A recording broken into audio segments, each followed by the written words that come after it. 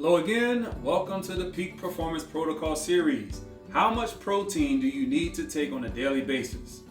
I've seen some meal plans online, like popular meal plans online, and they have people taking like 160 grams of protein a day, between 120 and 160. And we're talking Monday, Tuesday. This is out of control. No wonder people have so many kidney issues. Here's what we need to do. Let's look at how many grams of protein do we need. Take your body weight, divide it by 2.2, and that number is going to give you the amount of grams that you need if you are adolescent. Now, as you're in the developing stage, yes, you do need 1 gram of protein per kilogram of your body weight. But if you're an adult, you're going to take that number that you just received from your body weight divided by 2.2 and multiply that by 0.8. And that's going to give you the amount of grams of protein that you need every single day. I know you're thinking, well, listen, I bodybuild, I do all this stuff. You don't need all that protein. Remember, we stick into the formula 60, 30, 10. 60% carbohydrates, 30% fats, and 10% protein. Your body is made of protein. You don't need an extra amount of protein. Those are dangerous levels. Here's why. You could suffer from uric and urea acid. All right, so let's look at how many proteins we need. We have amino acids. Your proteins are broken down into amino acids. You already know there's 21 essential amino acids.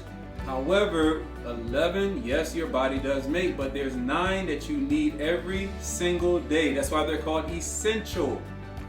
Your body does not store protein. Yes, your body can store carbohydrates. Of course, we see that in glucose and glycogen. Your body can store fat. Everybody can see that.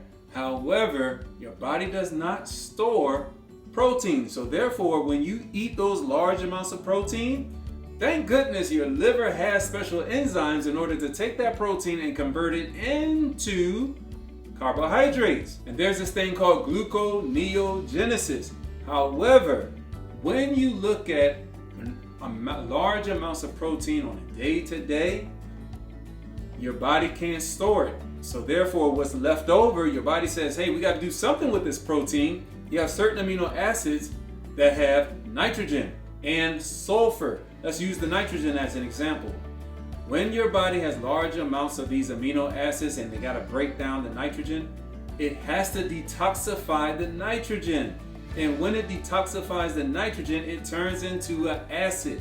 And it can be in the form of uric acid or urea acid. Even that's toxic.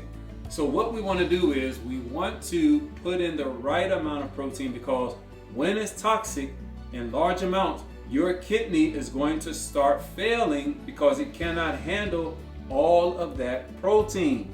And then your body is going to have excess amounts of toxins. I am going to give you a remedy, a natural remedy, in order to remove the excess amounts of toxins. So the large amounts of protein are going to make your body too acidic, and then your body says, hey, listen, I need an antacid, and you don't know what's happening inside of your body until the last minute. Your body was trying to give you warning signs, but what do? Normally we ignore it, right? So what your body has to do in order to neutralize those high levels of acid, it has to draw an antacid from your system, and the best antacid that it's going to draw from is the bones in the form of calcium. And now the excess toxins in your body is also producing osteoporosis. It's an ongoing debilitating process. So please, don't take high levels of protein. If you're working out, that's great. You just need your normal amount of protein. Put the work in the gym, not in the kitchen. Next time, I'm going to share with you what to put together to remove from your system excess amounts of toxins. Until then, see you in the next video.